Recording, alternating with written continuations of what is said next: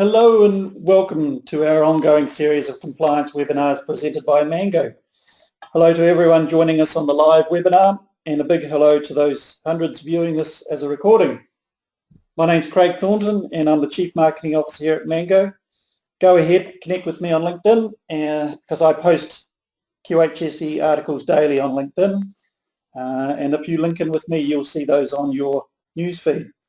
Why not subscribe to my blog on the Mango website? I blog weekly about various compliance topics. So for those not aware, Mango is seeking ISO 9001 certification and I'm currently blogging on how we're creating our quality management system and then how we get certified. Also jump onto our resources area on the Mango website. There you'll download some free manuals, free forms, free checklists, plus free presentation on QHSE, things like internal auditing, health and safety management, quality systems and environmental management. So just go to www.mangolive.com, click on the resources tab, download whatever you like. We have a special announcement today for all the Mango users on the call. So today we launched the Mango app. So just jump onto the Mango, onto the App Store or onto Google Play and download Mango QHSE and download the app. Jump onto Mango, we've got some videos up on the home page there you can click on to see how to use the app. So some housekeeping rules for the webinar today. Firstly, please ask your questions in the question box on the GoToWebinar application. As we go along, I'll pause the webinar and with our panellists we will answer those questions. Secondly, I'm recording this webinar and soon after I'll send you all a link to a recording of the video of the presentation, plus we'll send you the slides. You're more than welcome to share this presentation with your colleagues. And finally, I've booked the next webinar. In that webinar we have a consultant and certification body auditor from Australia who's going to talk about the new International Health and Safety Standard ISO 45001. That webinar is booked for the 6th of April in 2 weeks' time. So look out for that webinar invitation. You'll all get an invitation to that and register then. So on to today's topic. Our panellist today is Chris Peace from Risk Management Limited here in New Zealand. Risk Management Limited helps clients to manage organisational risks cost effectively through development of tailored risk management frameworks, risk assessments and training in risk management. Chris is also on the joint Standards Australia Standard New Zealand Committee OB007 risk management. So over to you, Chris, and tell us all about risk management and ISO 31000. Okay, Craig, thank you very much for the introduction and good afternoon to everybody there. What I'm going to do today, I'll just see if I can persuade my slideshow to work. Craig, what do I do to move to my next slide? There you go. There we go. That's okay. I've got 4 major topics that I want to address, and risk, its meaning, the implications for work health and safety, and also for quality as well. Risk management, the meaning and implications that it brings to the work that you do. The place of the joint and international standard in work health and safety, and then at the end the future of risk-related joint standards and an issue that is emerging that I think should concern all of us. So first of all, the meaning of risk and the implications of it. If I counted up the number of people who were listening to me today or subsequently and then added 1, we would be able to say that's about the number of definitions of the word risk that we find. I'm partway through a PhD and I reckon it's pretty accurate that if I put 20 academics in the room and asked them to write down the definition of risk, I'd have at least 21 definitions. The same is true through the practice literature, the publications that come out, the magazine articles. But increasingly for the past 20 years, perhaps as many as 50 years, the recurring theme has been that of uncertainty. Sure, we do talk about consequences, probability and so on, but the truth of the matter is that we face uncertainty. So the definition that was chosen to be used in ISO 31000 when it was being drafted in the early decade of this century was effective uncertainty on objectives. Now that definition requires quite a few things, that there be objectives, organisational objectives, and here I'll narrow it down a little bit to say, well, the objectives have got to be something to do with QHSE.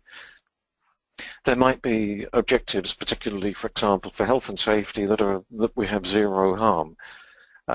When we then start to think about uncertainty in relation to zero harm, we can see that uncertainty means we can't be certain that we will ever achieve the objective of zero harm. It simply isn't possible.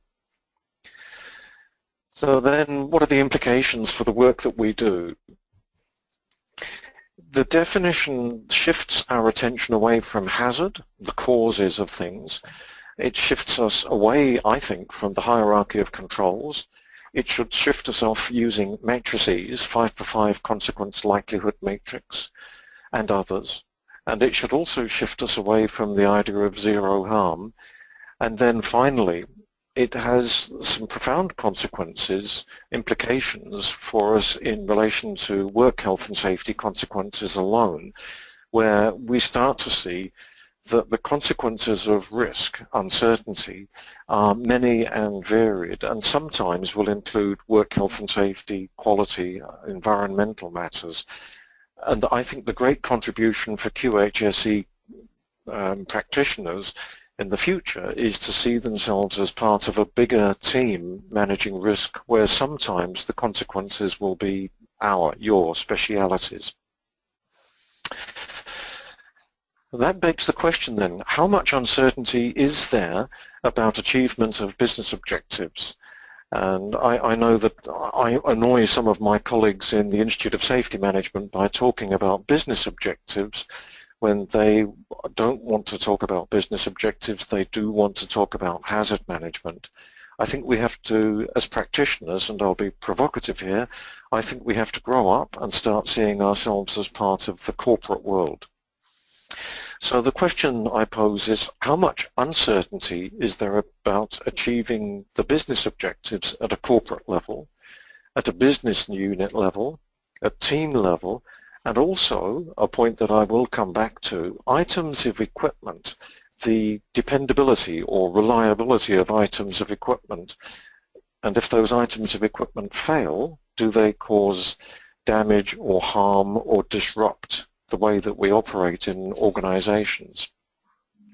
So the issues there, I think, are at a corporate level. Do executive management, do the board understand the objectives that have been set specifically for QHSE, and do they understand how those tie back with the other corporate objectives? And as we work our way down through the organization, perhaps becoming more and more explicit with the overall objectives, we can see, I think, how everybody in an organization can be setting their own objectives that will aid the contribution of their bit of the organization to corporate objectives. Turning on to a few points here that I've brought up in red. A couple of months ago I had a conversation with an Australian friend of mine he runs training courses, and he said that he has stopped talking about uncertainty, the effect of uncertainty on objectives, and now tries to talk to people about certainty. And I said to him, well, if you stop using one big word, uncertainty, and change to certainty, you're still stuck with a biggish word that some people don't understand. Perhaps the challenge, that I said to him, was that we maybe should move to a short four-letter word, sure. And that poses the opportunity and the question, are you sure? Are you sure that we will achieve the business objectives that have been set for QHSE? The meaning of risk management and the definition of risk management in 31000 and some implications in there as well. So what I want to look at here is the definition that's in 31000. it is defined there as coordinated activities to direct and control an organisation with regard to risk. And if I now apply a nifty little trick that a friend of mine taught me, we'll rerun that with the definition of risk. That risk management is coordinated activities to direct and control an organisation with regard to the effect of uncertainty on objectives. Now that starts to mean that we are looking across the organisation, vertically through an organisation, trying to see how do we coordinate activities to direct and control with regard to uncertainty and the achievement of objectives. The key words in here, and for those of you who have printed off perhaps the handout that was previously circulated by Craig, on the back page there's a figure 2 which I'll bring up on the screen in a moment. And some key words that we need to pay attention to in the definition of risk management are direct. In figure 2 on the handout, on the back page of the handout, we are looking at direction coming from top management, including the word, I think, officers. Now, for those of us in Australia and New Zealand, I'm going to point us to Section 44, Health and Safety at Work Act, due diligence of officers. For those of you in Australia, I can't remember the clause number in the model bill, and I think each state in Australia has implemented the model bill on health and safety in different ways. But you can go looking for the words officers and their due diligence obligations. So think here about the link between risk management, how top management directs the organisation. Another key word in there is control, and I think this is line management. Below, those people who are below the quote marks around this, the C-suite, the people who are chief something or another in the organisation, they're up there as top management. But below there, line management control the organisation with regard to risk. We then also need to look at the word organisation. And again, if we look at figure 2 in the back of the handout, an organisation is defined as a person or group of people that has its own functions with responsibilities, authorities and relationships to achieve objectives. So by now you're probably getting the drift of this, that I think risk management is about coordinated activities to direct and control the organisation with regard to uncertainty. And uncertainty pervades everything in business life. So we are trying to align risk management with Section 44 Health and Safety at Work Act, New Zealand, or the equivalent in Australia. I think I'm right in saying that Australia and New Zealand are the only 2 countries that have so far introduced legislation around this due diligence issue. There will be other international standards such as 9001 and 14001 that have similar definitions to whatever they're talking about as, for example, quality management or environmental management. In the 31000 definition of risk management, all you need to do is delete the word risk and insert quality or environmental.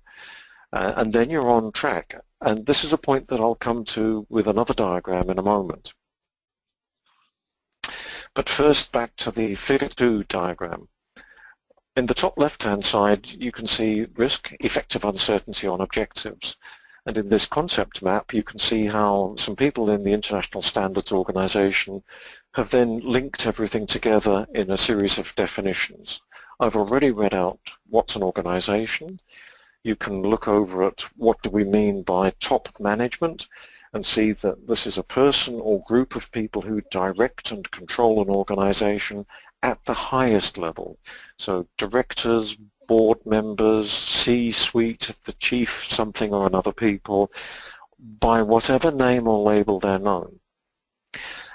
Objective in center left is the result to be achieved, and so on. And you can then, after I've finished talking today, you can sit quietly, look at that concept map and how those definitions tie together, and think of the implications for your organisation. So now try to think of 31,000 in relation to work health and safety, the series of key issues that I think we need to pay attention to. Well, first and fairly obviously, what we need to do is think of the coordinated activities that we're going to deal with. So there are going to be some corporate objectives for work health and safety that need to be established and that we will pay attention to. Those corporate objectives are perhaps signed off by the board, certainly by the senior leadership team, the executive leadership team, whoever. For us in QHSE, those corporate objectives may well encompass our work, or they might be explicit to our work. And frankly, I don't care how they come as long as we can see that the objectives that matter to us as professionals are touched upon or explicitly written. If they are explicitly written, then they need to be aligned or integrated with other corporate objectives. There should be no conflict. Risk management for me is something that runs right the way through the organization, horizontally and vertically. So any conflicts with objectives need to be overcome. We need to understand uncertainty and its effect on objectives.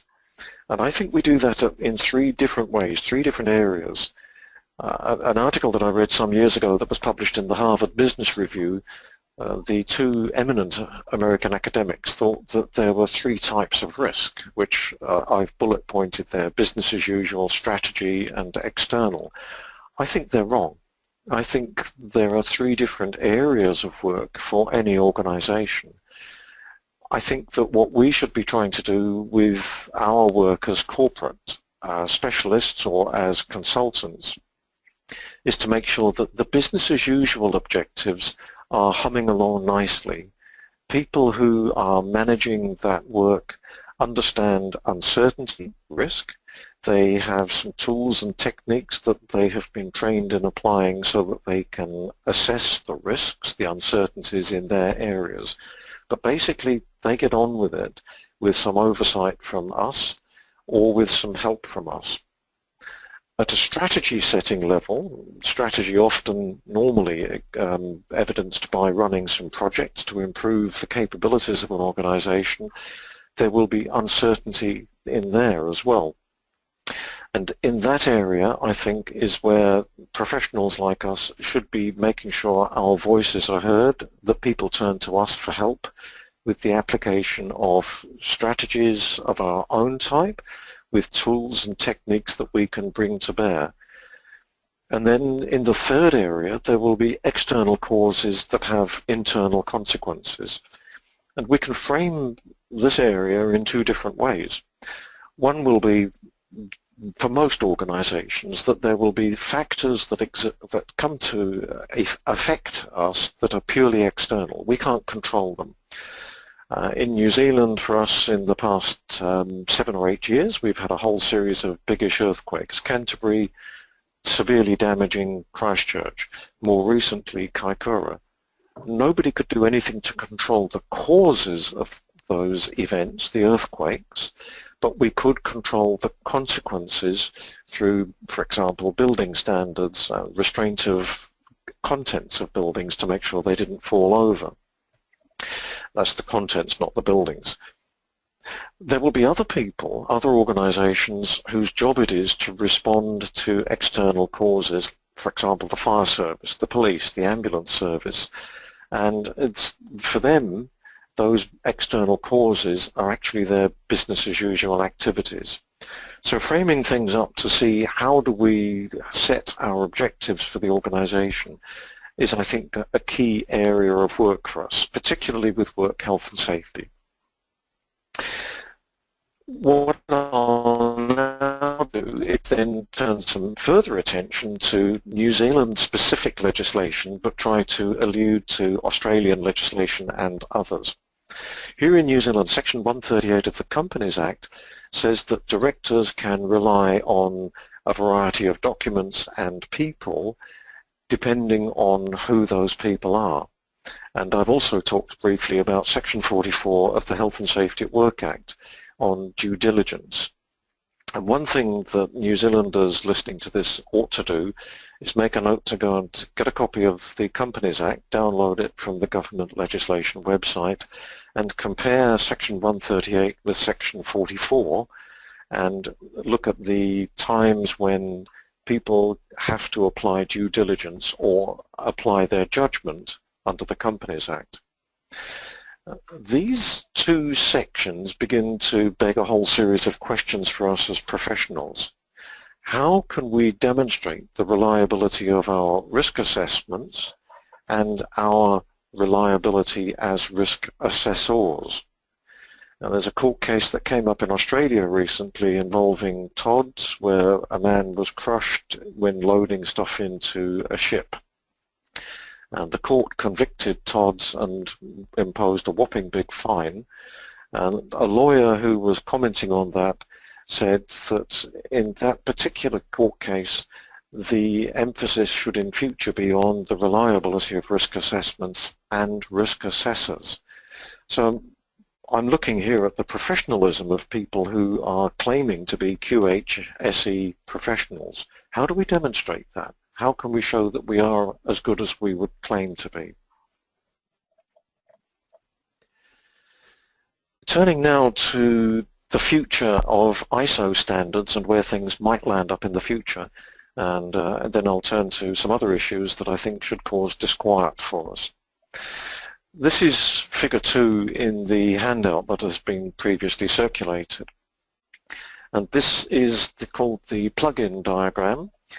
Some years ago, the guy who drew this diagram, the original version of this diagram, created one called the petal diagram because he argued that where International Standards Organization management system standards should be heading was to be something like a flower. And imagine the center of a flower with petals attached. In the latest incarnation, we've now gone to the plug-in model, and what this is trying to show at the center are the core elements and requirements for any management activities as ISO will see it in future. The document that is, I think, going to be produced will bring in the context and some other common features that we currently find in a whole range of ISO management system and management related standards. So the core elements and requirements will be published on a standalone basis. I then looked at the diagram and saw where I've circled it in red. We then see down at the bottom some generic management guidelines that are not management system standards. ISO 31000 is one of those management guidelines. And this, I think, is very deliberate because no organization can survive for more than a fleeting period of time unless, to some extent or another, it is managing risk. It's got to manage uncertainty, otherwise it will simply fail. So 31000 is a generic management guideline. Attached to it, through a dotted arrowed line, is another joint ISO IEC standard 31010, Risk Management, Risk Assessment Techniques. And attached to that, again with the cloud symbol, is a whole suite of IEC standards on dependability. Now, as a risk practitioner, I group all of those together. I think the risk management process that's set out in 31000, which I'm not at all exploring today, requires that if we're going to conduct a risk assessment effectively, we have to use some techniques, and that's what 31010 is about. And the other IEC standards give real detail to some of those techniques that are set out in 31010. Interestingly, both 31000 and 31010 are currently under review, something I'm prepared to respond to when we get to questions. Some generic management system standards are then out at the 9 o'clock position. obviously 9001, 14001 and 45001, which is still a draft international standard. There's then a suite of other standards up at the top there, sector-specific standards, which I'm not going to explore today. They tie back in particularly perhaps to 9001 and particular sectors. So that diagram tells us something of where the future might lie for us as practitioners. If you have a particular generic management system standard that you work with and it's not shown in the diagram, don't worry. There's no implications that are unpleasant. It's just there isn't room to put all of those management system standards into that diagram. So turning to my last slide or so, the future of joint standards. At the moment, from a Joint Standards Committee perspective, some joint standards are only trans-Tasman. For example, there used to be the joint standard AS/NZS 4360, the original risk management standard. That standard has now long since been withdrawn. But there are other joint standards that are direct text adoptions of ISO and IEC standards. And if I give you an example here, there's last year an update of the IEC standard on hazard and operability studies, HAZOP for short, was finally published. It had gone through extensive work revising it, and Standards Australia leads on the Joint Standards Committee, TC, Technical Committee 56 on this. We in New Zealand follow, they do the work. We just hang around with them. Standards Australia then said, well, okay, do we want to adopt that international standard to be a joint standard? And we all said yes. So we were hoping it would become AS/NZS IEC 61882. Unfortunately, Standards New Zealand is now required to pay a share of work involved in adopting international standards, and it requires adopting funding from industry. And as of a couple of weeks ago, because there was no organisation in New Zealand that clearly benefited by the adoption of that standard on HAZOP studies, Standards New Zealand has said that they're not going to make a contribution, and that standard will only be an Australian IEC standard. This poses some issues about likely future effects on other joint standards. There are dependability standards other than HAZOP that won't be adopted in New Zealand but will be adopted in Australia. ISO 45001, New Zealand is not represented on the committee that is doing the work on 45001, and nobody was willing to fund that work. So when 45001 is published by ISO, probably late this year, maybe early next year, it won't be adopted in New Zealand, although it will be adopted in Australia. Australia will then, and I learned a new word a week or so ago, Australia will de-joint the joint standard on 4801 on health and safety management systems, leaving it as just NZS 4801. In other words, it will be orphaned and it won't be revised.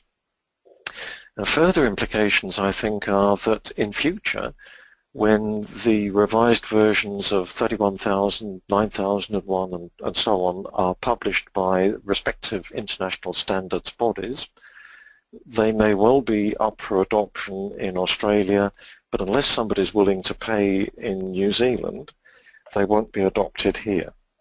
And I think that is going to produce some serious problems for us with our status, our work, and any other way that you care to think about that. So to try and briefly summarize what I've covered today, I've talked about risk, effective uncertainty on objectives. How does that play out in relation to risk management? Risk management is the coordinated activities to direct and control an organization with regard to risk, and that aligns quite nicely with quality management, environmental management, and probably in future health and safety management. We can see that that's going to require that objectives are set that start at a corporate level and cascade down through the organisation, and maybe includes the dependability of components of equipment or the equipment itself that people use to carry out work in organisations. That gets me to my very last slide, where I'm very happy to take questions and try and answer those questions. So Craig, back to you to convene and coordinate on Q&A. Great, thanks Chris. So first question from Muklis. How different is the present ISO 31000 standard with the proposed new standard, which is now under public review and comment? We're not quite at, strictly speaking, we're not quite at the public review stage. That, if I drop into ISO speak, at the moment we're in the draft international standard stage. When we get to the FDIS, final draft international standard, that's when it comes out for public consultation. So there are some differences. Have you seen it? I've got the draft international standard and I've written several pages of comments on it. There are some differences, and one that I think is very important and unfortunate is the current version says that you're not supposed to audit 31,000, that you can't certify it. It's a nonsense to say that you're going to certify an organisation as doing risk management.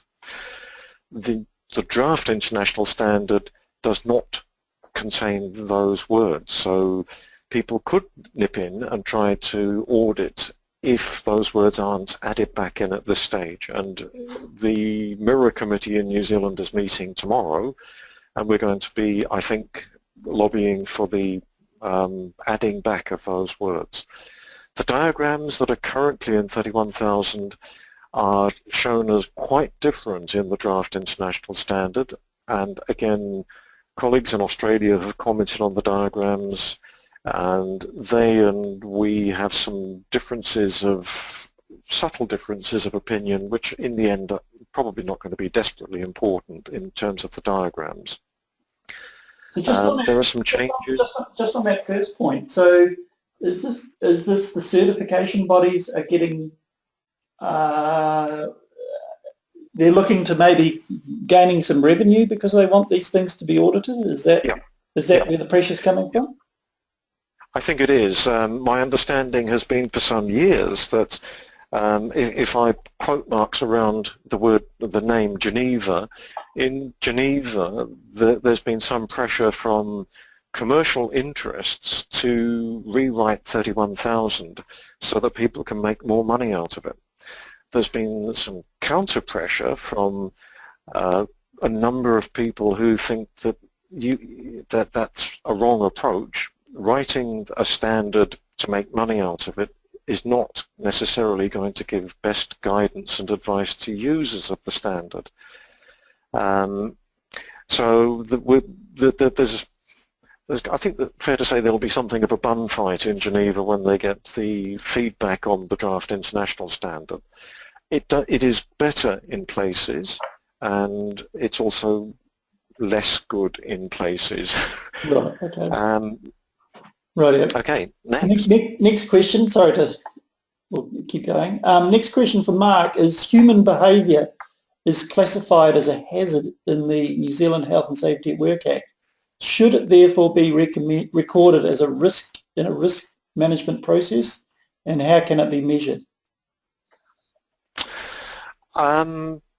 Yes, I'd been pondering about that for quite some time. I think what we have is that hazard is defined in such a way that it brings in what on the face of it is human error, but then when you reflect on the words, it's human factors. And I think that those are causal factors of events that then give rise to consequences that impact on objectives. And because we as a species of animal are variable in how we do things and how we respond to stimuli, I think you need to take great care in describing how you have put human factors into your risk assessment. I'm not sure I'm quite describing that well.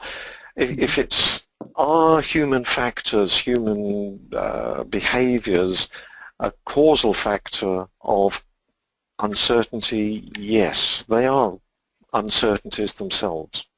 Mm-hmm. Excellent, thank you. Question from Paul is how/where does Annex SL fit into the plug-in model? I just got a comment just before that, is that, with the new standard, with ISO's new standard, ISO 9001 standard, using this new Annex SL, it obviously forced the issue around risk management, and suddenly this strange risk-based thinking terminology has appeared because of this Annex SL thing. So have you got any comments around where does the Annex SL fit, and also around risk-based thinking? Just for my own. Well, first of all, one of the good things about the draft of 31,000 is that the annex has been removed. One of the bad things about the draft is that it isn't clear where the very good words, the very good concepts in that annex have been placed in the body of the standard. And so my comments that I've floated to my colleagues on the Mirror Committee are that we need to make greater emphasis in places to put words into the body of the draft international standard. I think... Can I make a comment on that? So they've removed Annex SL from 31,000, is that what you're saying, for the draft? Annex A has gone from the draft of 31,000, yes. Oh, okay. That doesn't mean to say that it won't remain excluded, excised when it comes out, if it doesn't. So if the draft international standard does end up being the final draft international standard, it is always plausible that Annex A will have been added back in. But because I'm not part of the discussions and negotiations in Geneva, if Annex A in 31,000 is going to remain cut out and removed, then the language that's in there needs to have been demonstrably added back into the body of 31,000. That's something that we're trying to work on, and I think will produce some interesting discussions tomorrow in the Mirror Committee. Okay. Just coming to the second part of the question, though, about risk-based thinking, I think that's a total nonsense. I think the idea of risk-based thinking is like saying, look, the sky is blue, therefore the blue is sky, the sky is blue. And it's one of these sort of tortious statements. We all of us think about risk in some way or another every day as part of everything we do. So to try and say that quality management should involve risk-based work, it's what we do already. Should we in fact be talking about uncertainty in relation to the achievement of quality objectives? Yes, absolutely. And if those people listening today take away anything that you find of real value from what I'm saying, it's that you should shift your thinking over to uncertainty. Mm-hmm. Once you get your head around thinking of the uncertainties, we could, it doesn't matter which end of the organization or which perspectives or frames you try and attach. So if I talk about an organization, a company that makes widgets, if we know that 99% of the widgets that we make meet specifications, but the other 1% don't, and the 1% could cause harm to our workers or to our customers, and we could find ourselves in court with all sorts of legal liabilities attached to that. That 1% failure rates, the uncertainties around the 1%, might well be regarded as unacceptable. So our response to that might well be to say, we've got to have a quality management system of some description. And I'm sitting here waving my hands, if you could see me, I'm trying to give over the impression of, well, once you get your head around uncertainty about the goods or the services, the activities that we carry out in organizations, once you can see uncertainty is pervasive through all of them, it's over to you to decide how much uncertainty you're willing to put up with. Mm-hmm. And you only arrive at that by a good risk assessment. So that might be a point at which risk-based thinking can metamorphose into, we've conducted a risk assessment that showed us how much uncertainty we're willing to accept. Actually, which leads nicely into the next question from Tony. He's saying, could Chris comment on the benefit of calculating both the inherent and residual risk during a risk assessment? You got any comments around that? Yes. On training courses, I try to get people to think about risk, and I won't use those words inherent or residual. In fact, if I may, I'll expand on my answer with some other thoughts about words.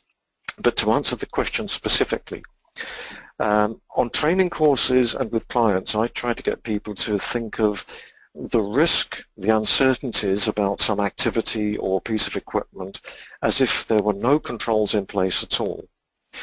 And then having conducted part of the risk assessment to see how much uncertainty there is with the controls in place. And if that second level of uncertainty, the controlled level of uncertainty, controlled risk, if that isn't acceptable, what can you do about it? And having arrived at a point where you've identified a range of things that could be done, which in 31,000 speak are called risk treatments, you then ask, well, what would they do to the characteristics, the nature of risk and the level of risk? And as you test each of those treatments, you arrive at a point where you can say, well, this one or this collection of treatments will bring us to a level of risk that is now acceptable. So I think under some circumstances at least, you're going to have only two levels of risk, no controls with controls, and under other circumstances you will have those two plus the treated level of risk when if you were to implement the treatments. And of course, having arrived at that point, if the risk wasn't acceptable when you were at the controlled level, then you're going to have to implement the treatments. And there's a whole discussion to be had about how often treatments don't get implemented. But the expansion here is, how far are we willing to go to drop the technology, the technical language that we so often use?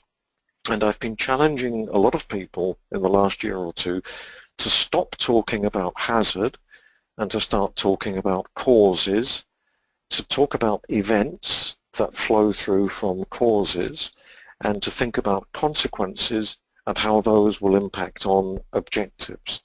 Not mention risk at all, and then ask questions about uncertainty and where there might be uncertainties about causes, events, consequences, and how all of those uncertainties roll through to affect the achievement of the objectives.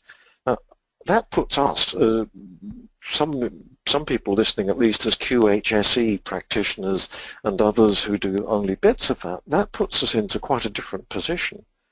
And we're shifting away from some of the hazard-related stuff to being corporate advisors in the achievement of business objectives. Craig? Yes, no, that's a good point actually. So more questions are flying in. I'm not sure whether we'll be able to get through all of these questions, but another one from Mark. When evaluating the likelihood of harm, should items such as worker experience, the working environment, be included to determine the level of risk? Yes, to all of those. Again, I'll wind out and say, several years ago I started teaching people how to do rudimentary bow tie analysis, and more recently I've been using something that was suggested to me by a client, Risk Canvas. The Risk Canvas enables you to go through the risk management process in 31,000 and a series of techniques, and in the center of the risk canvas, which is an A1 sheet of paper, you then draw a really rudimentary bow tie to show you the causes of an event and the consequences, and you map in where the controls are and then decide, is this risk as I'm looking at it, is it acceptable? At that point you can also throw in the use of a 5x5 consequence likelihood matrix if you need it. And I've got grave reservations about matrices. Once you've arrived at that point, then I think you've brought in the people, the human factors, the plant, the equipment, the substances, and how those might conspire together through an event to cause harm to a person. And you will have brought in as well the possibilities of first aid treatment, the distance from wherever you are to proper medical help, an ambulance and so on. So if the risk is big enough and important enough, it merits, I think, simple bow tie analysis. I keep it simple. The KISS principle applies here. Yes, to all of those things that should be brought in. Craig? Sure. Another one from Tony, he's saying SWOT, SWOT analysis, will pull up uncertainty where the threats equal the risks. Is it strategic thinking? If you're doing SWOT analysis, and please do, relatively few people, QHSE practitioners, relatively few use SWOT analysis. Because the definition of risk in 31,000, I didn't explore the 5 notes that are there currently. The effect of uncertainty can be both positive and negative. And so when you do a SWOT analysis, the strengths and weaknesses may show up as part of the positives, the factors that you need to assess that are positive, as well as opportunities showing as definitely positives that we can get out of risk, and threats, yes, the downside of risk. Should we include both of those in our risk assessment, opportunities and threats? Yes, but don't confuse opportunities and threats for risk. They are components of risk assessment to understand uncertainty about achieving objectives. Remembering that objectives can be business as usual or strategic or the maintenance of the organisation despite some disruptive external causal factor. Craig? Great, thank you. So Armin is saying, so the ISO 9001 2015 standard does not require formal risk management, however does require risk management. How is it possible for an organisation to manage organisational risks without setting up a formal risk management system? Well, I could flippantly say, I don't know, you tell me. That's just too flippant. It just requires risk-based thinking and an assessment of your risks. And I know that has been a cause of great controversy. Yeah. Sorry. Yeah. Okay. I'll try and answer the question. I think if you don't do it formally, you're going to do it informally, and people will probably go off into little silos of one description or another in the organisation, and in each of those silos they will do their own bits of risk management, which really does require risk assessments, and they will then wonder why they've got conflict and disagreements with colleagues in other silos who've got different priorities, different requirements, and really it ought to drive everybody to doing, do you want to call it formal risk management, or there'll be a label that can be stuck on it that gets you to the point of understanding that you need to coordinate across the organisation if you're going to achieve objectives. Sorry if this sounds like repetition. Craig? So a question here again from Mark is, can you tell me how golden tree analysis works? Sorry, which analysis? Golden tree. Do you know that? If you don't, that's fine. No, I haven't heard of that one. That's golden tree? Yes, never. I remember. No, I remember on a training course you did a year or so back that I was on, and you presented a slide that had all of the risk assessment tools that you could have. And what's your latest count for the number of risk assessments tools you've got? Well, golden tree isn't one of them. It's such an unusual name. I would remember it. I've given up counting how many risk techniques in the broadest sense I'm aware of. And I could rattle off fairly quickly a list of 10 or 20 that I would use or teach people fairly regularly. It may well be that. It's probably we come up with another webinar that we could even just talk about those. What you suggested is good and bad, and which one gives you the best result. I got into a discussion with an Australian academic, an eminent Australian academic, some years ago about tree methods, TREE, and he was advising an Australian organisation, and I was criticising the Australian organisation for the way they were doing something. And the criticism about tree methods was that they were too qualitative and too simplistic. And if anybody's really desperately interested in this, on my website I've got the report that I wrote for the Australian Senate on this, and it was all about biosecurity to do with importation of coconuts into Australia from Malaysia. It sounds like arcane and boring stuff, and I was saying, well, look, the techniques that the biosecurity people are using to calculate the probability of something nasty getting into Australia are so obscure that nobody can understand them. But if you portray them in a tree form, fault tree analysis, which is the left-hand side of bow ties, then people will get a picture of what you're talking about, and they can see. So if golden tree is something like that, maybe it's got some use. Mark's come back saying tree methods is what he meant. Sorry, say again? Mark's saying that tree methods is what he meant. Oh, tree methods generally. Yeah. I think they are very good. They do require, if you're going to build a fault tree or bow tie or event tree, it takes a bit of training to get you going, and then you just keep working at it. I think the immense power of fault tree analysis, particularly just qualitative fault trees, is that you can be sitting having a conversation with somebody and sketch out a simple fault tree that gets them to understand how things could come together to produce an undesirable event.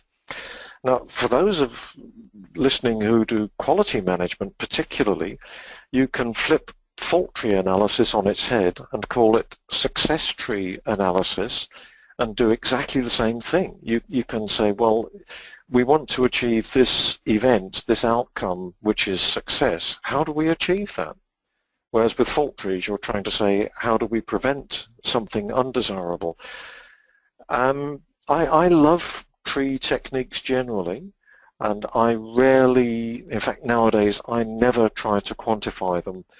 I've become painfully aware of how inaccurate the data is that we feed into fault trees and how rarely we can rely on it. It's loaded with uncertainty. Craig. Okay, we're almost at the end. Just for my own, run out of questions. For my own purpose, when we sign up new clients at Mango, everybody's using a 5x5 matrix, no matter what, in terms of doing their risk assessments and risk treatments and whatnot with the you know, the severity and the consequences, you know, on the different axes. You said before, and I just want you to explore a little bit more. You have your doubts, or you have some feelings around risk matrices. Just, you've got 5 minutes. A 5-minute. Okay, I promise I'll keep an eye on the time. I come at risk matrices from two totally polar points of view. I'm wildly different points of view. I will refrain from saying what I usually say on training courses about matrices and simply say I think they're total rubbish, because too many people pinch a matrix from somebody and think that, well, my mate who works for a bank uses this matrix, here I am doing mining work, and the same matrix will work for me, won't it? Or vice versa, mining into banking. It doesn't. It can never do that. Matrices are inherently unreliable as a risk analysis technique, and they should not be used as the only technique. Now, conversely, what I've been doing for the past year or so on training courses is getting people to go through using this risk canvas, which incidentally is published on my website, and anybody who wants to go and download the risk canvas diagram as a PDF and the instructions for how to use it will get, you can get it free of charge. It will ask if you want to register, but you don't have to register.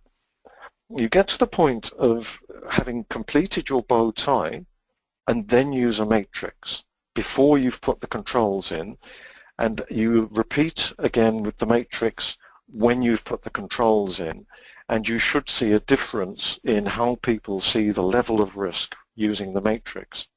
Now, that means you are making an informed judgment. The matrix alone will give you uninformed, in fact downright ill-informed judgment of what you're looking at. And I tested this last year with some training courses and discovered that people who used the matrix alone were giving quite different answers to the people who were using the matrix within the risk canvas process. And that explained to me why we have put quote marks around this, the failure of risk management, if people simply use a matrix. So some other issues, I mean, for those who are desperately interested in the matrix, the last time I was asked by a client to give us some advice on the development of a matrix, I repeated a literature review, an academic literature review, and wrote it up as one chapter in the report, and that chapter is posted on my website. Again, you can download it free of charge. There are immense problems with the matrix if people just take what they're given and don't stop to think about it. They assume that the matrix is scientific because it's maybe got some pretty colors in, and somebody says this is what we're using. It really, for practitioners who only use that, please drop me a line and ask when's the next training course, and that is an overt advertisement for the training courses I run. We have to get off just using the matrix alone and start using it as a small part of informed judgment. And I think that will start to improve the status of QHSE practitioners with executive management. We're bringing more to the party, more things to the table than just a matrix, which executive management know does not give them correct answers when they themselves use the matrix to carry out risk assessments. Right. Okay. Craig, does that answer your question? Yes. So I think Mark asked, great, even before you even said it, great workshop. Where in New Zealand are you running these courses? So they can contact you on that, on your email address there. Question from Tony. We've got 1 minute. Tony's asking, who decided that New Zealand was not adopting 45,001? Well, nobody was willing to fund the person or people who would go to, quote marks around it, Geneva, and Standards New Zealand doesn't have a budget to pay for people to go and do that work, and therefore nobody was nominated onto the committee either as a participant, which is where you need the serious money to fly around the world, or as an observer. If I very quickly say that my work on 31,000, nobody pays my airfare to go to Australia. So if I go to Canberra or Sydney to a meeting of OB007, the Joint Standards Committee, I pay the $1,000 out of my own pocket. And when you then start to say people going to Rio de Janeiro, Geneva, Helsinki, Moscow to go to a 45,001 committee meeting, who's going to pay that airfare, the hotels, and so on? Nobody. Right. That's how much the New Zealand government has rated the importance of 45,001, and that is an overt, brutal criticism of some things in New Zealand. Craig. Well, let's leave that brutal criticism there, and we'll end the webinar there. Thank you very much, Chris. I know we're taking up your time, much appreciated, and you volunteer your time. I'm not paying you. Thank you for presenting today, Chris. We had some great feedback from people putting in great comments there. So thank you all for attending today's webinar. If you have any further questions, then just email them on to me. I'll forward those questions on to Chris, and Chris will be able to answer those, or you can email Chris directly. I'm sure you'd be happy to answer those emails, Chris. Yeah, I may take a while. I'm right up to my eyeballs and stuff for my PhD and other things, so, but I promise I will answer. Okay, and so for those on the line, just look out for the recording of this webinar, and the slides, we'll share those slides with you, and you're more than welcome to share the presentation with your colleagues. So look out for that next recording, and thank you for all attending, and we'll let you all go, and hope you all have a great day. Thanks, Chris. I really appreciate it. Cheers. Thank you.